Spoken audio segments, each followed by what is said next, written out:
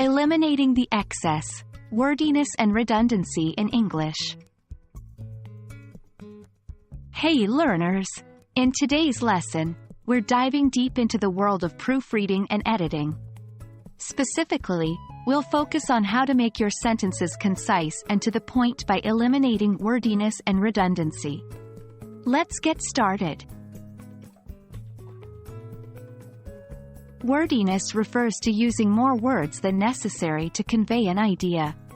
Redundancy, on the other hand, is when we repeat the same idea or information. Both can make writing unclear or overly lengthy. Example of wordiness. Due to the fact that she was tired, she decided to take a nap. Concise version. Because she was tired, she took a nap. Example of redundancy. He combined together the ingredients. Concise version. He combined the ingredients. 1. Clarity. Concise writing is clearer and easier to understand. 2. Engagement. Readers or listeners are more likely to stay interested. 3. Professionalism.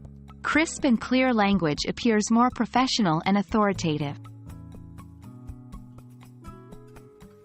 1. Avoid filler words. Words like really, very, and just often don't add much meaning. 2. Be direct.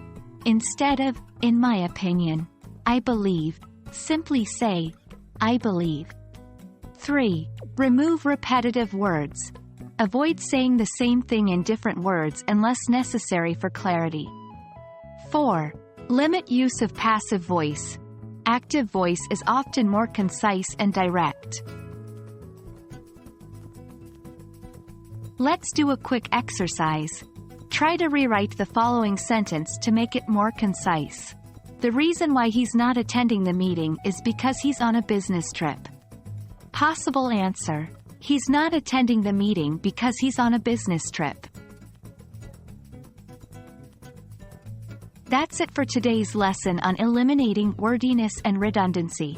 Remember, concise writing is clear writing. Practice these techniques regularly to improve your proofreading and editing skills. Until next time, happy learning!